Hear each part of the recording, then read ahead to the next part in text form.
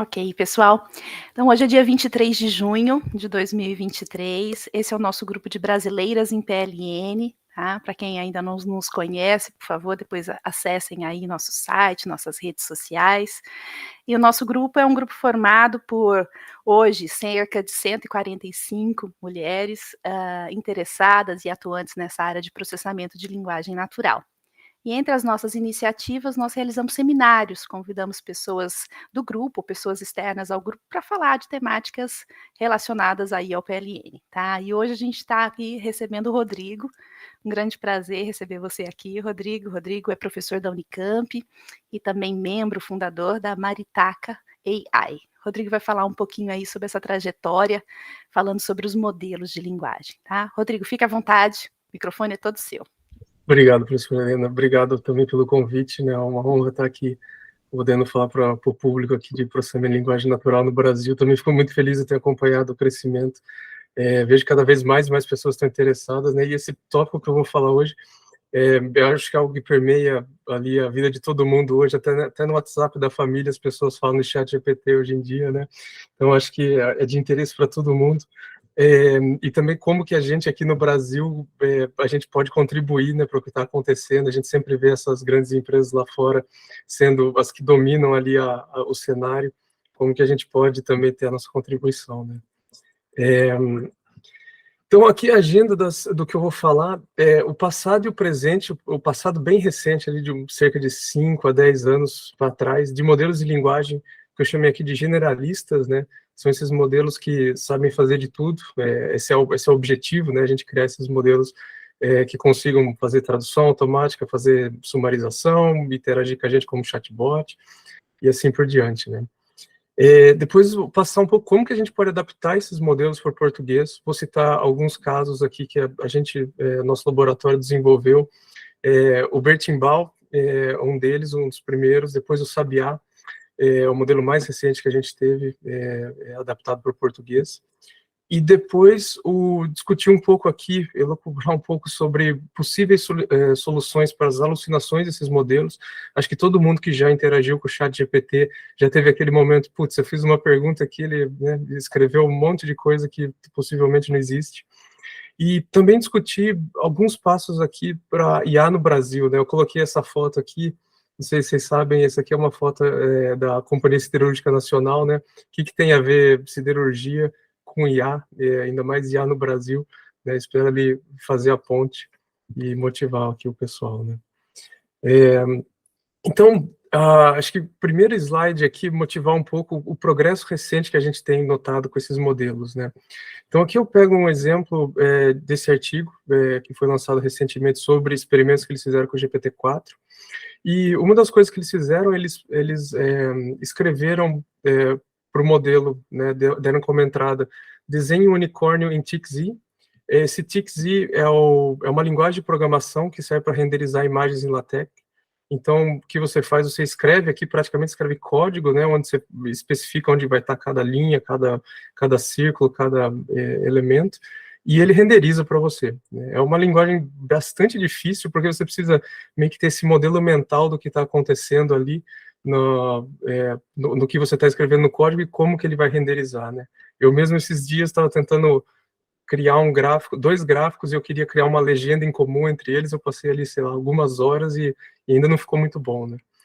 Mas o ponto aqui é que quando você dá essa entrada para o modelo, no caso o ChatGPT 3,5, que é o que está mais disponível para o público, ele desenha isso aqui, né? Totalmente errado. Acho que talvez ele deve ter pegado ali de alguns exemplos que ele viu na internet e conseguiu desenhar essa figura. Já é alguma coisa, né? Já é mágico que ele está conseguindo escrever código dado essa entrada em linguagem natural. Mas esse avanço, alguns meses ou anos aqui de desenvolvimento, a gente se cai no GPT-4 e é isso aqui que ele desenha para a gente. Né?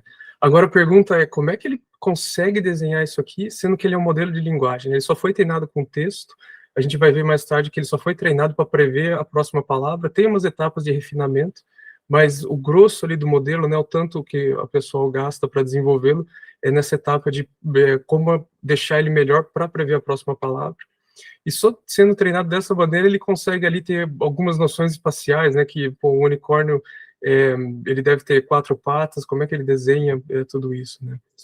Pode ser que ele está memorizando da internet, esses modelos foram treinados aqui com uma quantidade enorme de dados, pode ser que ele encontrou alguma página da internet que alguém desenhou um unicórnio em TXZ e ele lembra disso, por isso que ele só está copiando aqui, mas já fizeram outros experimentos onde você pode, por exemplo, tirar o chifre aqui do unicórnio e pede para colocar de volta, ele mais ou menos sabe onde que está onde que ele deveria colocar de volta esse chifre, né?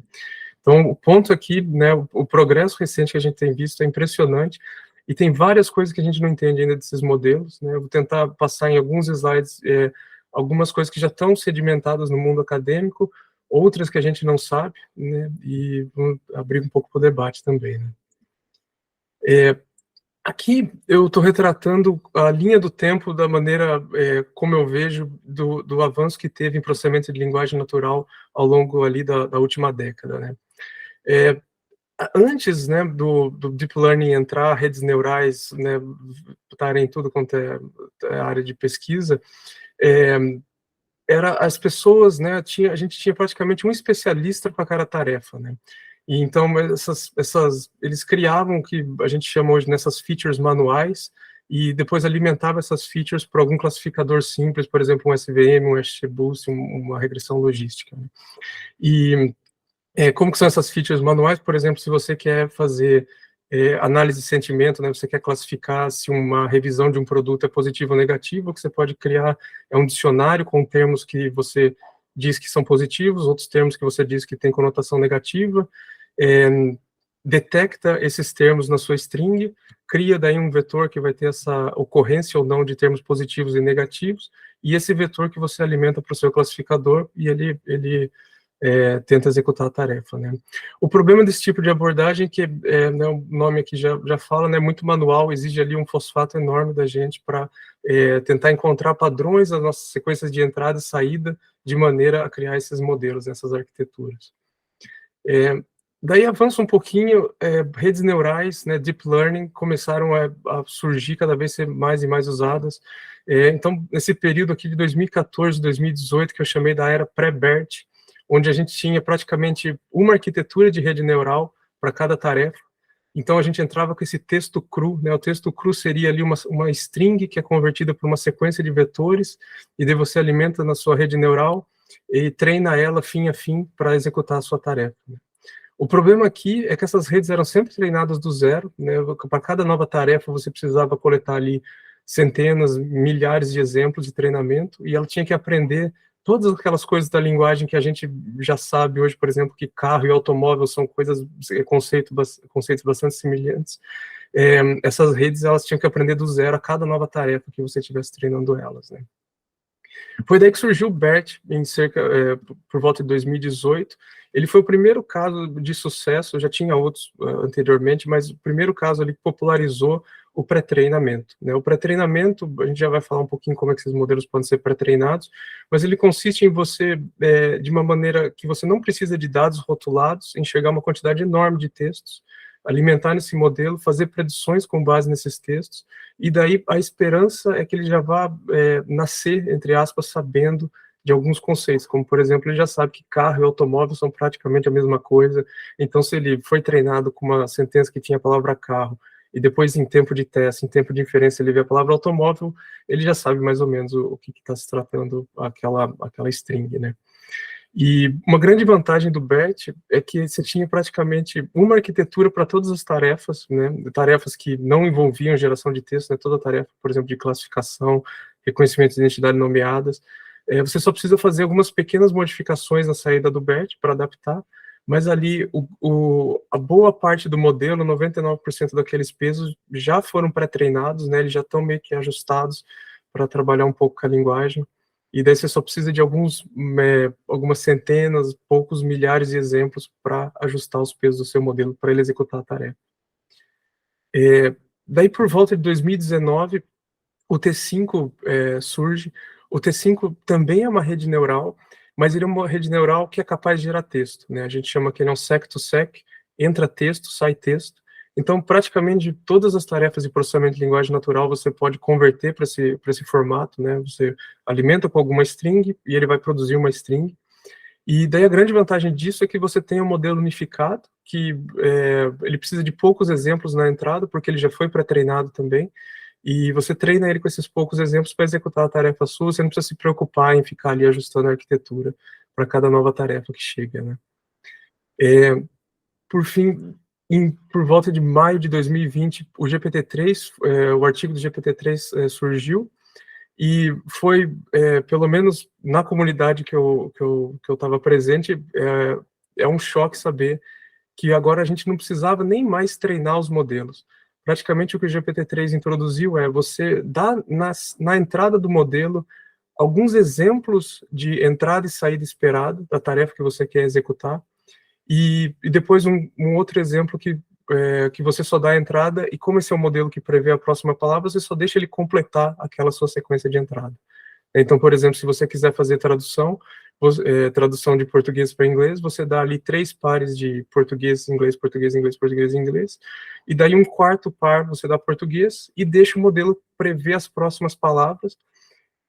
Se ele for um bom modelo, ele vai conseguir completar a tradução da sua sentença em português para inglês, sem ele nunca ter ajustado exatamente os pesos, os parâmetros dele para executar aquela sua tarefa com aqueles seus exemplos, né?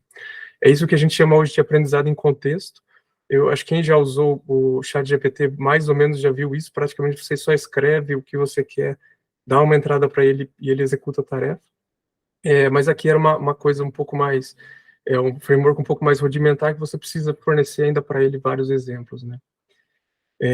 Por fim, cerca lá de fevereiro de 2022, veio o GPT-3,5, e ele é um modelo que a gente chama aqui de zero shot, ou seja, a gente nem precisava mais agora, se escrever 3 pares de entrada e saída era muita coisa, agora a gente nem precisa mais disso. Praticamente a gente só escreve a instrução, por exemplo, resuma o texto a seguir, ou traduz o texto a seguir de inglês para português, e o GPT-3,5 já conseguia resolver essas tarefas.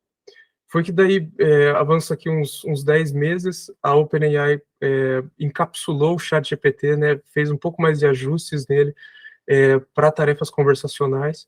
Então, daí agora você tem, ainda é um modelo baseado no GPT-3,5, mas que ele tem um histórico da conversa, você consegue ter uma interação muito mais natural com ele. Mas, fundamentalmente, a OpenAI já fez vários já confirmou isso várias vezes, é o mesmo modelo, né, não é um modelo que tem mais capacidade, o ChatGPT, do que a gente já tinha em fevereiro de 2022. Então, o que é impressionante, na verdade, é que ninguém muito prestou atenção nisso aqui, porque era difícil de usá-lo, foi só, tivemos que colocar ali uma personagem, né, um ChatGPT, para você conseguir interagir, para que todo aí o mundo prestasse atenção nessas técnicas, né. Então, o que eu vejo aqui, porque está acontecendo essa mudança de paradigma lá, Thomas Kuhn. Então, no passado, a gente tinha essas diversas arquiteturas e tarefas intermediárias que a gente precisava para executar, para resolver uma determinada tarefa maior. E daí agora praticamente tudo converge aqui nesse buraco negro, né, que é o transformer com instruções, né? Você só precisa você usa sempre a mesma arquitetura de rede neural, treinada ali a gente já vai ver com bilhões de parâmetros, e ele foi feito um pouco mais de fine tuning com instruções, e ele consegue executar nossas tarefas, né? E daí acho que a pergunta que fica, né, o que esperar do futuro, né? Onde que a gente vai caminhar agora que a gente tem esses modelos que são tão poderosos, que ainda assim tem muitas limitações, né? O que sobra para a gente como pesquisador, o que sobra para a gente como empresa, ou até o sistema, a sociedade como um todo, né? Então, voltando um pouquinho aqui, como é que a gente faz, como é que a gente, né, convergiu para esse transformer que é capaz de executar muitas e muitas tarefas, né? Esses são alguns ingredientes para o sucesso desses Large Language Models, né? Você precisa, primeiro, coletar ali um dataset de pré-treinamento enorme, né, cerca ali de 1,4 trilhões de palavras é o que foi treinado o Llama 65 bilhões. Esse aqui é um modelo open source, né, meio que você pode usar, é um modelo lançado pela Meta, você pode usá-lo para fins não comerciais. É um modelo de altíssima qualidade, né, quem não conhece eu recomendo muito usar. Ele foi treinado, então, 1,4 trilhões de palavras, a computação necessária para fazer esse treino desse modelo foram cerca de 40 mil GPUs hora, O equivalente em energia seriam 10 casas, o consumo de 10 casas no Brasil em um ano. Então, assim, tem um consumo, sim, não é tão assim, exagerado, né? E outro ingrediente fundamental é a arquitetura do transformer. Hoje, eu diria, 99% do que é feito em pesquisa, que o pessoal está usando de estado da arte, é baseado, de uma forma ou de outra, na arquitetura do transformer. No caso do Llama, é um decodificador apenas, né, um modelo que é capaz de gerar texto. Não vale a pena entrar em detalhes aqui sobre a arquitetura completa do transformer, mas o ponto aqui é que ele tem muitos parâmetros, né? Tem 65 bilhões de parâmetros, tem toda uma engenharia que você precisa fazer para conseguir treinar esses grandes modelos, né?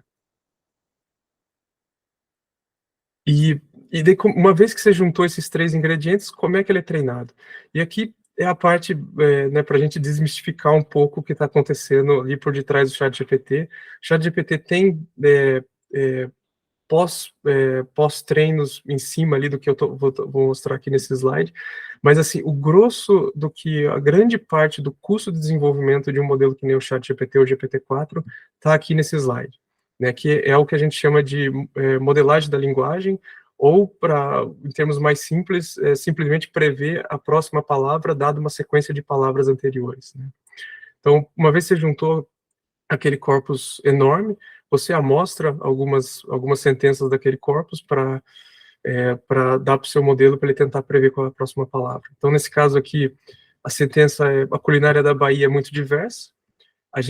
Isso aqui é uma string, a gente tokeniza essa string, ou seja, a gente divide ela em palavras ou subpalavras, é quase, a grosso modo, é a mesma coisa.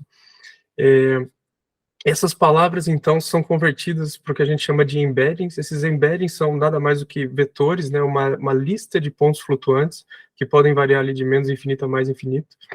Esses pontos flutuantes, eles são aprendidos durante o treinamento. Então, aqui o que você converteu, essa sequência de palavras, né, essa sequência de símbolos, você converteu ela para uma sequência de vetores, de ponto flutuante.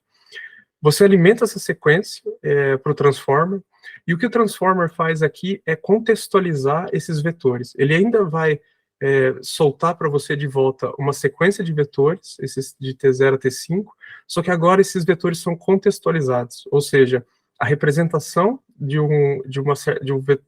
vetor dessa palavra T2, tá?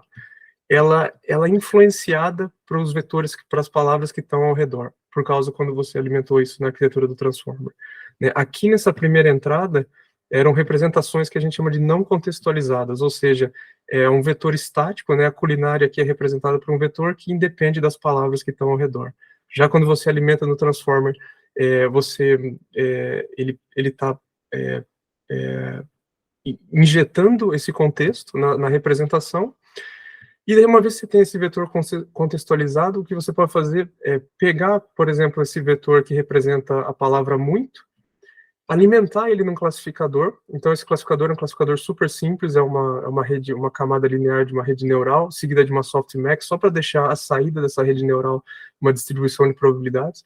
Então, entenda-se que isso aqui é um classificador simples, que é alimentado com esse vetor contextualizado, e a tarefa desse esse classificador, a saída dele são V-classes, né, onde V é o número de palavras que você tem no seu vocabulário. Então, tipicamente, você tem ali numa arquitetura do Transformer cerca de 30, 50, 100 mil palavras, e a tarefa aqui é que o modelo coloque uma alta probabilidade na classe que representa a palavra que não foi vista aqui na sequência de entrada, né? No caso aqui, diversa, vamos supor que esse aqui é a probabilidade que o modelo colocou na classe que representa a palavra diversa. Você daí usa a entropia cruzada como função de custo para que o modelo ajuste os pesos de forma que da próxima vez que ele vê essa sequência de entrada, ele vai colocar uma alta probabilidade na classe que representa a palavra diversa, né? Então, tudo que a gente está fazendo aqui é maximizar a probabilidade que ele vai colocar na próxima palavra, dadas as palavras anteriores, né? É simples assim, o maquinário por detrás disso é complicado, a engenharia por detrás disso é complicado, mas o conceito é praticamente sempre tentar prever a próxima palavra, né? E daí vem a pergunta, né, que a gente sempre pensa: ué, mas agora que eu entendo um pouquinho como é que funcionam esses modelos de linguagem, Então, eles só são modelos estatísticos, né? Eles só estão tentando prever ali qual que vai ser a próxima palavra, estão fazendo essas co-ocorrências, essas correlações do que acontece em texto. Então, o quão longe a gente pode ir com eles, né? E aqui, eu mostro aqui uma piadinha, talvez até meio sem graça, como que você sobrevive ao ataque de um tigre, né? Aqui é só, não tema, né? Ele é apenas um punhado de átomos e reações químicas, né? O ponto aqui é para mostrar, é claro que esses modelos de linguagem, eles são modelos estatísticos, mas eu não sei se são apenas modelos estatísticos no sentido de que a gente consegue, uma vez que a gente tem um bom modelo que consegue prever a próxima palavra, a gente consegue executar muita coisa com ele, né? Resolver muitas tarefas. E aqui, eu não vou conseguir perguntar para o pessoal, mas se o pessoal que estiver no YouTube ou no Google Meet conseguir dar a resposta antes de eu entregar aqui, vai ser legal. Essa aqui é um exemplo que eu mandei para o GPT-3,5, e aqui eu inventei uma língua, né? É uma nova língua, eu tenho certeza que essa língua ele nunca viu durante o pré-treino ou fine-tuning, porque eu inventei. E é uma língua que a gramática é bem semelhante à do português e do inglês. A única coisa que eu fiz aqui é eu substituir algumas palavras do inglês para essas sequências aqui aleatórias de caracteres, né? Fiz alguns padrões aqui, meio que para ajudar o modelo, né? Coloquei aqui letra maiúscula, algumas das palavras. Enfim, e daí eu falei aqui, leia esse texto, que está escrito nessa nova língua chamada Vrarif, e agora faça a predição para mim, traduza ela para mim para inglês. E eu vou dar aqui uns 10 segundos, né, para o pessoal, se quiser colocar no canal, tentar adivinhar o que eu escrevi aqui, né? Eu já dou a dica de que não é uma poesia, apesar da formatação parecer, não é letra de música. Ela tem a ver com historinha de criança, né? Tem a ver, na verdade, com livros ali, como que a gente ensina as crianças.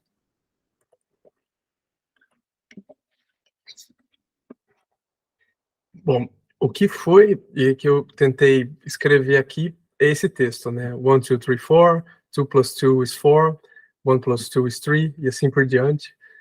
Bob has 2 apples, Mary has 3 apples, Mary gives Bob 1 apple, Bob has 3 apples, e assim por diante, né? Como é que o GPT-3,5 ele acertou? Né? Sendo que certeza que ele nunca viu isso aqui na internet. A intuição aqui é que ele consegue acertar essa tradução por causa da co-ocorrência desses símbolos, né? Então, por exemplo, durante o pré-treinamento dele, possivelmente, esse símbolo ele nunca viu aqui em tempo de inferência, mas durante o pré-treinamento, possivelmente ele viu esse texto aqui em inglês, só que usando símbolos diferentes. Mas lembrando que para a arquitetura do Transformer, tudo, ele não enxerga símbolos, ele só enxerga vetores de ponto flutuante, né? Tudo contínuo o espaço dele. Então, provavelmente ele viu essa sequência aqui de ativações, essa sequência vetorial em inglês, e por isso daí ele consegue fazer esse mapeamento aqui, quando ele vê uma sequência de símbolos aqui que também ocorre dessa forma, ele consegue falar, bom, isso aqui talvez é grande chance, a probabilidade disso aqui ser alguma coisa relacionada a 2, né?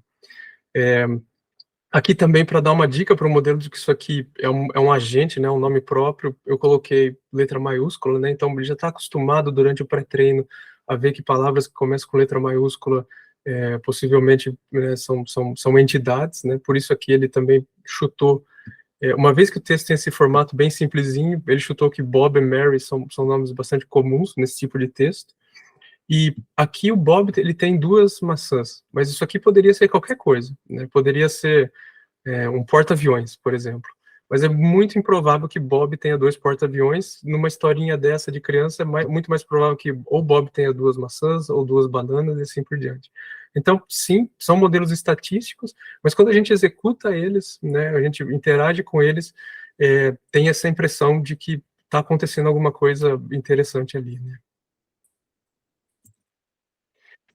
E daí também a pergunta que a gente sempre faz, que está trabalhando nessa área, o quão longe a gente consegue ir com esses modelos, né?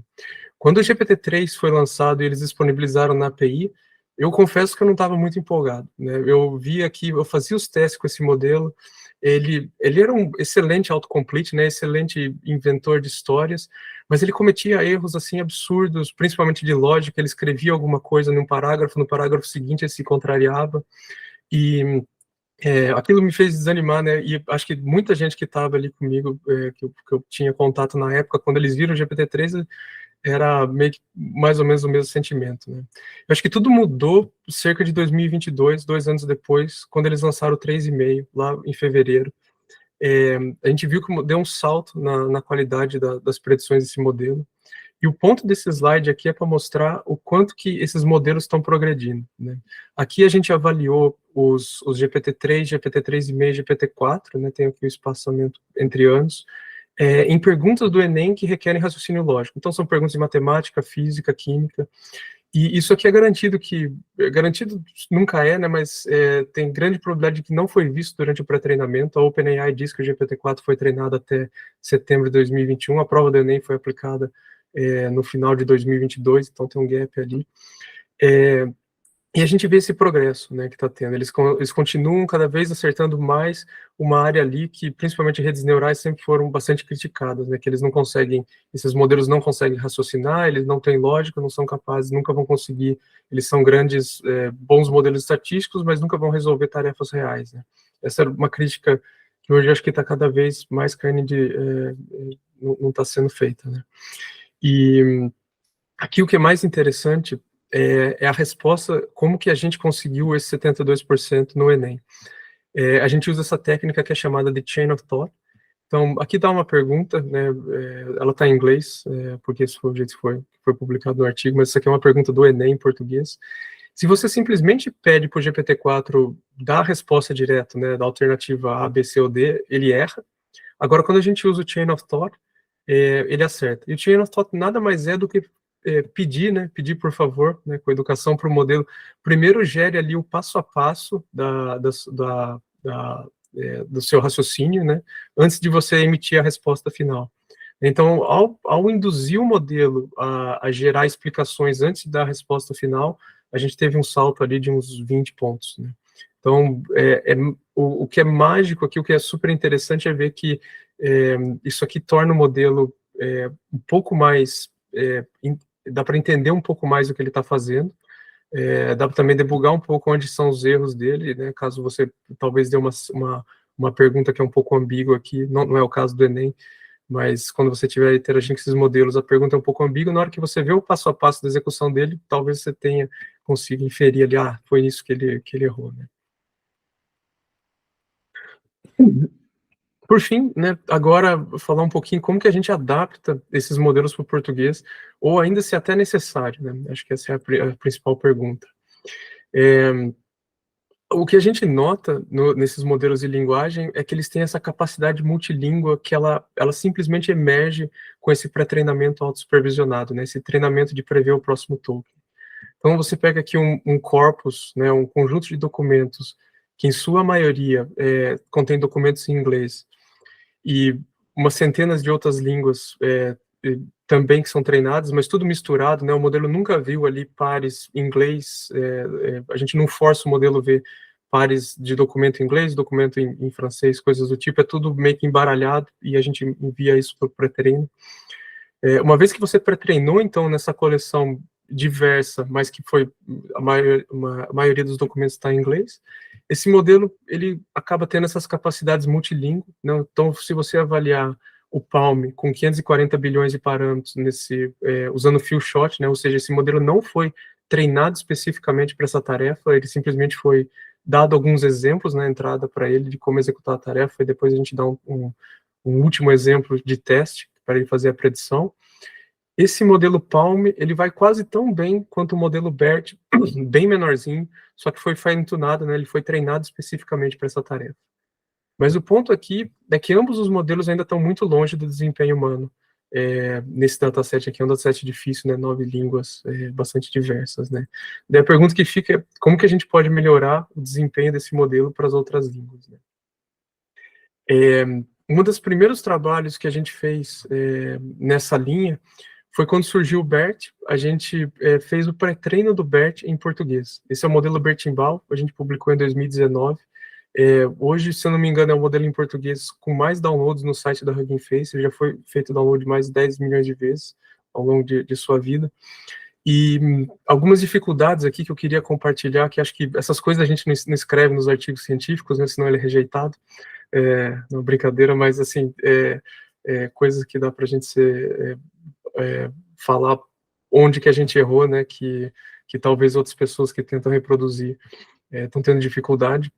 Uma das coisas que a gente tentou inicialmente é, vamos coletar um corpus de pré-treinamento na Wikipedia, tem acho que cerca de 200 milhões de tokens, ele é um corpus de alta qualidade, apesar de pequeno, mas o modelo vai aprender alguma coisa. O problema aqui, imagino, não deu certo, imagino que é porque a Wikipedia não tem diversidade grande de artigos, todos eles seguem uma formatação, e apenas funcionou quando a gente partiu para o BRWalk. BRWalk são cerca de 2 bilhões e meio de tokens, né, mais ou menos 2 bilhões de palavras, de páginas da web.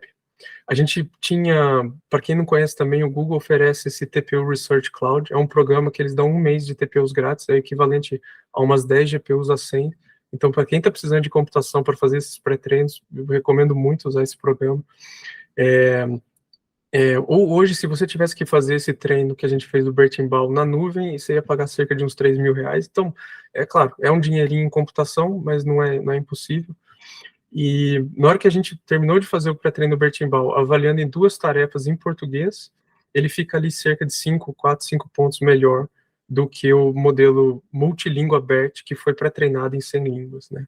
Aquilo para a gente foi uma surpresa, a gente achava que ia melhorar, talvez não tanto, mas o fato é que parece que está tendo, o fato do modelo ter que aprender essas 100 línguas, parece que tem um limite na capacidade de representação dele, ou seja, uma língua tira espaço da outra, e por isso que a gente teve esse ganho quando a gente especializou o modelo para o português. Né? Hoje tem uma série de evidências de outros modelos, né, em outras línguas, eu até perdi a conta já, que também tem mais ou menos resultados semelhantes, né. Então, nessa escala pequenininha, né, dos 100 milhões de, pequenininha hoje, né, na época nem tanto, 100 milhões de parâmetros, a gente fazer essa especialização para o português trouxe ganhos, né.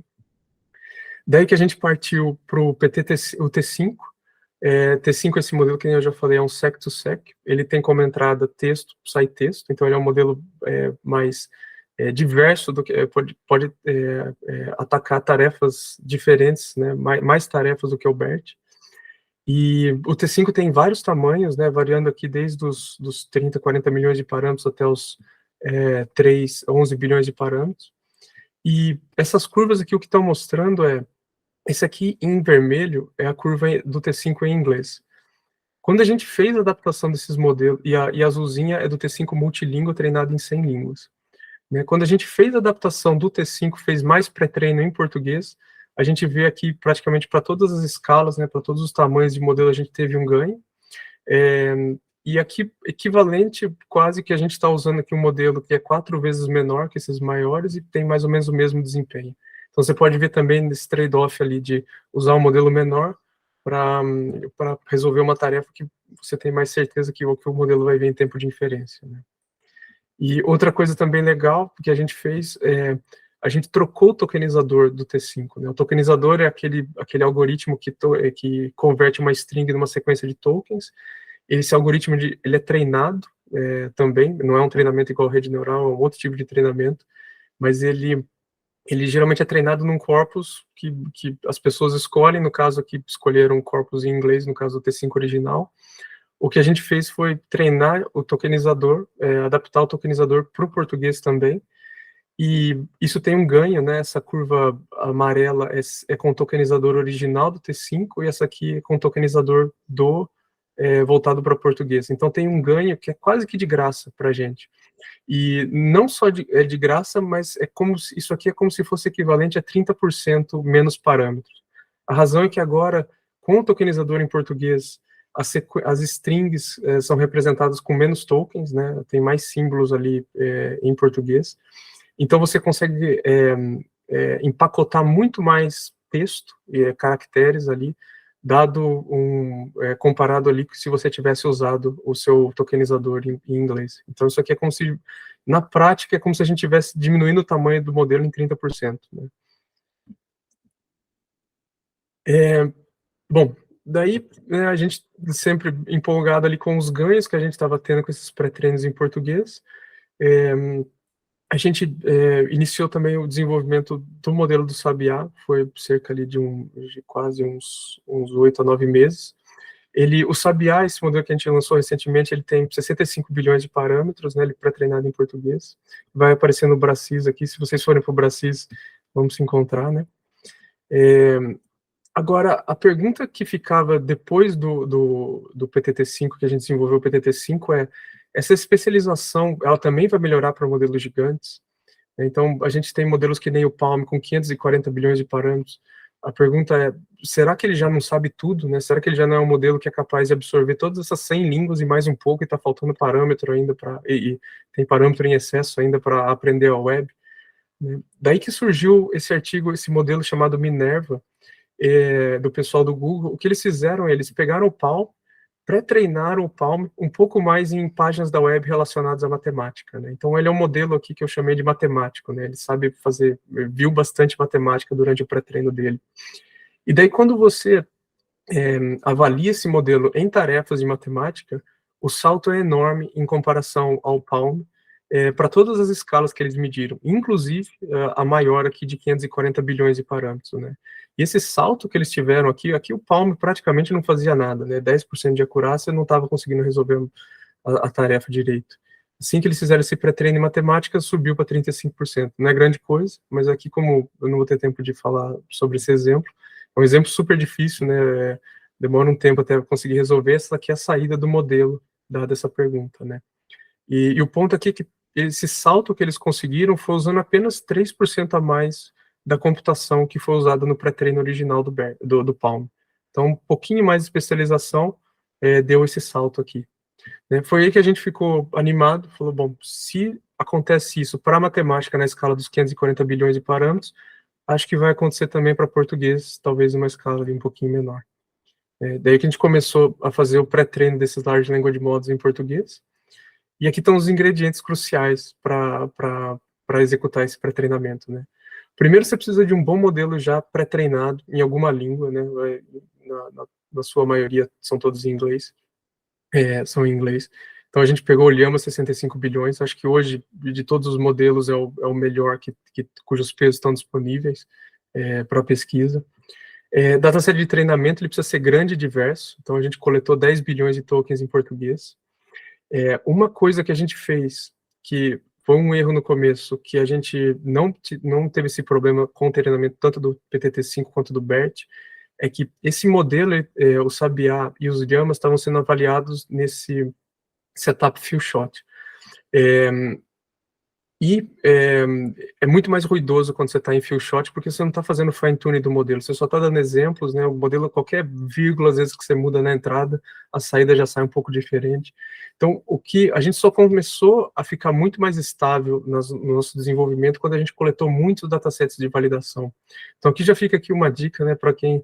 Eu recebo bastante essa pergunta, né, o que trabalhar agora nessa era de GPT-4 da vida, né? Datasets de validação são coisas super importantes, né? Ela guia o desenvolvimento de modelos atuais e futuros, né? Então, se você tem um bom dataset de validação, a diferença entre o seu projeto, né, dar certo e dar errado.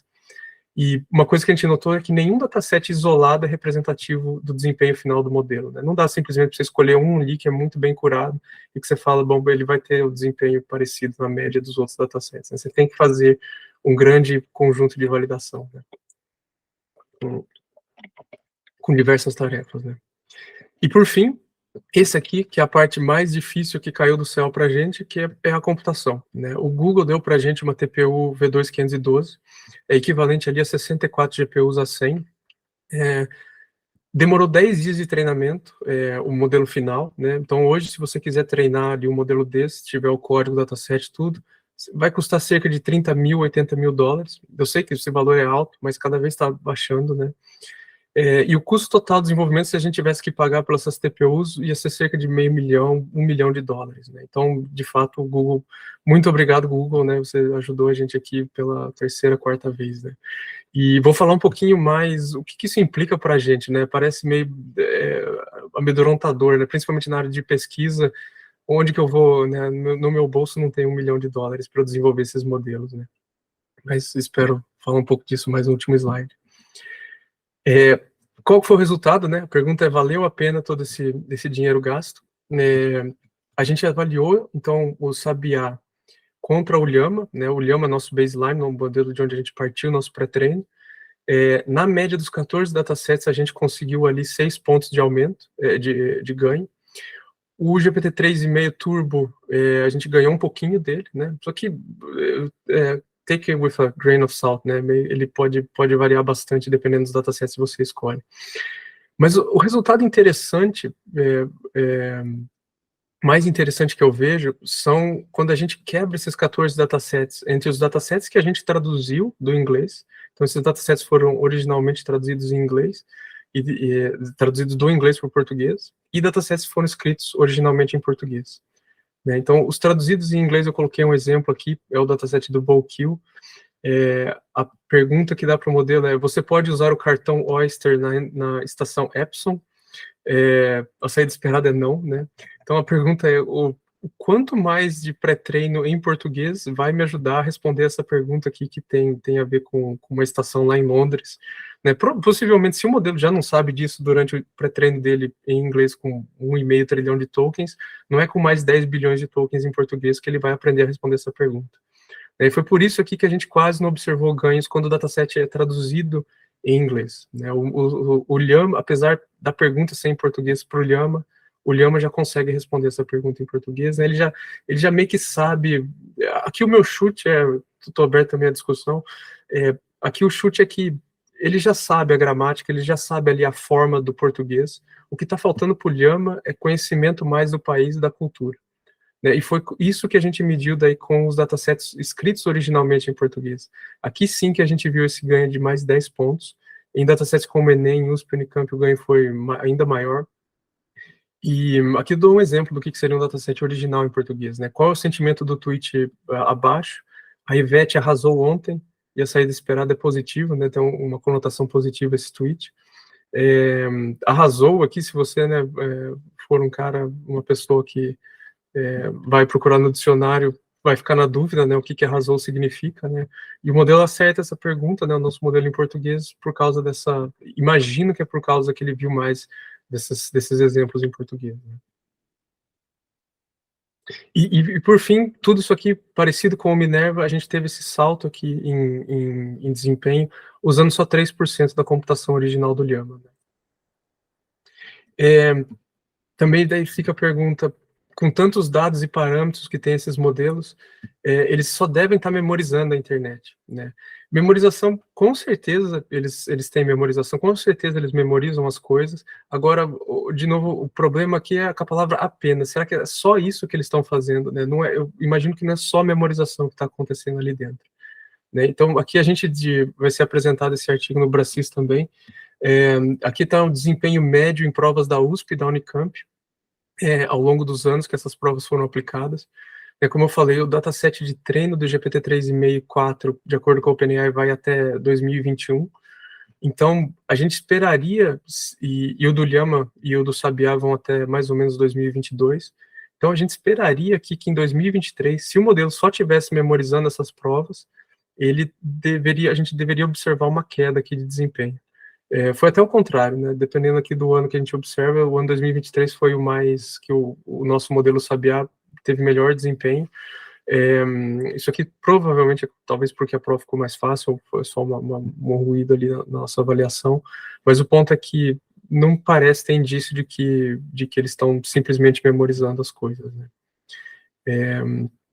E a propósito, aqui é o desempenho médio humano nessas provas, né? O Sabiá está acima também do ChatGPT 3,5, e onde a gente observa mais esses ganhos, o Thales, o Thiago e a Giovana, eles rotularam esse dataset, né? São perguntas que exigem o conhecimento da cultura brasileira. Quando você olha para perguntas que exigem raciocínio matemático, o Sabiá vai até um pouquinho pior do que o Llama, né? Então não é vendo mais português que ele vai aprender a fazer conta, mas é vendo mais português que ele vai aprender a responder sobre perguntas da literatura, história, geografia do Brasil. E também o que a gente tem notado é que para cada ganho que a gente teve ali em português, esses ganhos em português, eles também levam a quedas no desempenho em datasets em inglês. Né? Então a gente pegou o modelo Llama 7 bilhões de parâmetros, o Sabiá 7 bilhões, Em 14 datasets em português, a gente viu esse salto aqui de mais ou menos 15 pontos. Então, ganho fantástico. Mas aí, quando a gente vai olhar para datasets em inglês, teve aqui uma queda de 1 ponto. Possivelmente, essa queda seria ainda maior se a gente continuasse o pré-treino em português por mais bilhões de tokens, né? Então, parece que sempre tem esse trade-off, né? Não é que o modelo ele continua sabendo tudo, só tá incorporando mais conhecimento. Tem alguma hora que ele começa ali, mais conhecimento começa a tomar lugar de conhecimentos anteriores, né?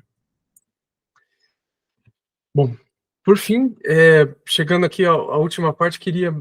isso aqui é tudo muito especulativo, né? Mas queria já começar aqui a discussão também, depois, se vocês tiverem perguntas e ideias, sugestões, né? Um dos grandes problemas que os modelos têm hoje são essas alucinações, né? Então, a gente criou aqui, na Maritaca, a gente criou esse chatbot, chama Maritalk. Eu perguntei para ele, né, assim como todo mundo imagino que faz, ou a maioria das pessoas já, a primeira coisa, vai lá no chat GPT, pergunta quem é você para ver se ele sabe. E daqui ele respondeu, né, Rodrigo Francisco Nogueira é um empresário brasileiro, conhecido, blá, blá, blá, ZUP, se formou na UFRJ, tudo errado, né. E eu acho que não tem nenhum outro Rodrigo Francisco Nogueira no Brasil. Enfim, ele só está alucinando, né, ele tá inventando fatos, e aposto que todo mundo que já interagiu com o chat GPT já observou essa característica dos modelos, né. Daí, uma solução assim que todo mundo pensa bom, ele está alucinando, né, ele está inventando esses fatos, uma maneira muito fácil, uma maneira correta de corrigir isso é fazendo com que o modelo tenha acesso a um buscador, né, ao Google, ao Bing, para que ele vá na internet, leia ali quem que é aquela pessoa, por exemplo, e daí gere a resposta correta, né. A gente fez esses testes, né, esse aqui é um artigo que foi publicado esse ano numa conferência europeia Information Retrieval, e a gente avaliou no dataset IRC, é um dataset de perguntas e respostas, onde tem uma pergunta, o modelo tem que encontrar evidências e depois emitir a resposta, evidências que vão suportar ali, ajudar na resposta. Então, o que acontece se você pega o GPT-3,5 e você manualmente seleciona a evidência para ele, dada a pergunta, e esses 3 passagens, 3 parágrafos ali que contém a resposta à pergunta, o modelo aqui, ele consegue um desempenho que é muito próximo do desempenho humano. Agora, se você deixa para um buscador estado da arte, né, state of the art, fazer essa busca para você, selecionar esses três documentos aqui, daí o desempenho cai muito, né, quase 34 pontos, né. Então, o ponto aqui é que esse buscador hoje é o nosso gargalo, né. Eu venho da área de sistemas de busca, fiz meu doutorado nisso, já trabalhei muito com isso, hoje não estou tão encantado que os sistemas de busca vão resolver esses problemas, né? Eles são o gargalo aqui, por causa que busca sempre envolve eficiência, a gente tem que sempre usar modelos menorzinhos, possivelmente de menor qualidade, então é por isso aqui a gente acaba alimentando o modelo final que vai fazer a predição com dados ruidosos, e é um problema difícil de resolver, né? A sugestão aqui, a hipótese aqui, é que se a gente especializar os modelos para determinados domínios e línguas e tarefas, daí ele vai alucinar muito menos, né? Então, ele vai alucinar porque agora a gente tem uma coleção pequena, né, e essa coleção pequena, os fatos dela são muito mais prováveis de ser memorizados, e, portanto, daí o modelo vai alucinar menos. Então, em outras palavras, o que eu estou sugerindo aqui, uma hipótese para resolver o problema, é fazer mais pré-treino, só que cada vez em documentos menores, de maneira que ele já decore, né, já tem ali na sua memória todos esses fatos. E uma evidência aqui um pouco positiva de por que isso daria certo, é quando a gente analisa aqui o BERT multilingüe, foi treinado em 104 línguas, eu pergunto para ele, a capital do Espírito Santo no Brasil e eu dou essa máscara aqui, né, que é o que ele vai usar para fazer a predição, ele fala para mim que é Salvador, ou é a sede, ou é Porto, é cidade, enfim, erra feio. Quando a gente pega o Bertimbal de mesmo tamanho, mas que foi treinado só em português, faz a mesma pergunta, daí ele acerta, né? Então, imagino que o Bertimbal também vai errar perguntas de outras línguas, agora que ele fez esse pré-treino em português, mas o ponto é que, se a gente sabe que ele só vai ser usado para responder perguntas em português, para que ainda ter na memória ali tantas outras línguas, né? E, por fim, aqui, acho que é um slide menos técnico, mas que eu queria aproveitar, né, a audiência que está aqui para talvez, imagino que já devam ter iniciativas assim, mas só queria lançar um pouco mais a semente, né, que eu falei essa palestra toda de custo computacional, falei ali que se tivesse que treinar o Sabiá pagando na nuvem, ia custar cerca de $500 milhão, $1 milhão. Né, irreal aqui de esperar que a gente, né, meros mortais aqui, vão ter acesso a essa computação para sempre, né. E hoje o que eu vejo que acontece é que tem ali o laboratório de pesquisa da Universidade X, ele tem 2 GPUs, as pessoas estão treinando ali seus modelos BERT, redes neurais, numa escala pequena. Essas pessoas, esses pesquisadores ali estão sofrendo, por exemplo, com um problema de negação em sentenças, né? Você adiciona um não na sentença, era para soltar uma outra predição, e o modelo não consegue fazer isso. Tem o Instituto Y, tem cerca de 20 GPUs, esse instituto consegue treinar modelos maiores, mas agora eles estão enfrentando o problema da criação de dataset de treino, né? Eles têm que coletar ali milhares de amostras para fazer o fine-tuning do modelo, porque nessa escala de 1 bilhão de parâmetros, o few shot funciona, né? Você precisa ainda fazer fine-tuning. E daí tem uma empresa que tem 100 GPUs, está trabalhando já na escala dos 10 bilhões de parâmetros, mas eles ainda estão encontrando problemas com documentos longos, né? Esses modelos, eles, por exemplo, aguentam até 2.000 tokens na sua entrada, o documento tem 4.000, como resolver? Mas eu espero que no futuro, o que a gente seja capaz de criar aqui é um cluster nacional compartilhado, né, entre esses institutos de pesquisa, laboratórios e também empresas, onde as pessoas simplesmente, esse cluster é gigante, né, tem 1.000 GPUs, o custo dele pode parecer alto, mas eu acho que se agregar todo o custo que esses pequenos laboratórios e todas as empresas estão tendo hoje, vai ficar menor que essa quantia.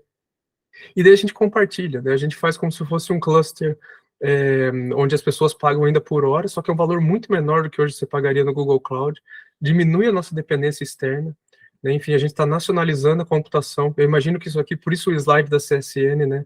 Eu estudei em história ali no colegial que um dos grandes saltos do Brasil foi quando a gente criou a Companhia Siderúrgica Nacional, que daí a gente conseguia produzir o nosso próprio aço, e daí foi por isso que a gente conseguiu se industrializar.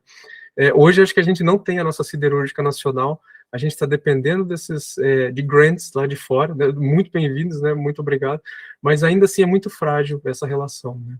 Uma vez que a gente tem um cluster desse tamanho, o que dá para fazer daí, um laboratório X de pesquisa vai ter um acesso a tanta computação assim, e eles não vão precisar mais se preocupar com o modelo sofrendo para entender a negação. Finalmente, a gente vai conseguir estudar temas muito mais interessantes, né? Como entender a linguagem, né? Quais são os padrões que a gente detecta na linguagem. Por exemplo, processos judiciais têm vieses nas suas decisões, a gente vai conseguir usar LLMs para resolver isso aqui a um custo muito mais barato do que é hoje. O Instituto pode criar um GPT-4 médico, né, que consiga fazer inferências ali numa grande quantidade de artigos científicos do domínio médico e sugerir novas abordagens. A empresa Z vai poder criar o seu GPT-4 financeiro para atuar nas decisões, né? Enfim, essa eu gostaria de ver no futuro, né? E por fim aqui, eu tinha escrito um slide super chato, sumarizando os pontos que eu abordei aqui durante a palestra, mas daí o que eu acho que ficou bem mais legal foi pedir para a Maritalk, dado o resumo da palestra, né, eu pedi para ela escrever aqui uma história para crianças, né, e eu vou ler essa historinha aqui que acho que ficou bem legal. Então, uma vez por ano, todos os modelos de linguagem se reúnem para uma reunião especial, eles discutem todos os novos avanços e como podem tornar as coisas ainda melhores para as pessoas. Nesta reunião, o modelo chamado Big Model Monolithic estava muito orgulhoso de si mesmo. Ele era o maior e mais poderoso de todos os modelos e sabia tudo sobre todos os idiomas e culturas. Ele pensou que era o futuro e que todos os outros modelos acabariam se tornando como ele. Mas então, um modelo menor, chamado Sabiá 65B, falou. Ele disse que não era necessário ter um modelo grande e poderoso para fazer as coisas. Ele era um modelo menor, mas foi treinado especificamente para falar português e era tão bom quanto o ChatGPT 3,5. Sabiá 65B explicou que era mais eficiente ter modelos pequenos e especializados para cada idioma e cultura, em vez de um modelo grande e monolítico que sabia de tudo. Isso tornaria as coisas mais baratas e fáceis para as pessoas usarem. Todos os outros modelos concordaram com a cabeça, eles perceberam que Sabiá estava certo, e a partir de então começaram a trabalhar juntos para criar mais modelos pequenos e especializados, para que pudessem ajudar as pessoas com mais eficiência e um custo menor. E assim, todos vieram para sempre, com muitos modelos pequenos e especializados, cada um ajudando as pessoas da menor maneira possível. E é isso que eu tinha. Obrigado, pessoal. Muito obrigada, Rodrigo. Nossa, que apresentação. Só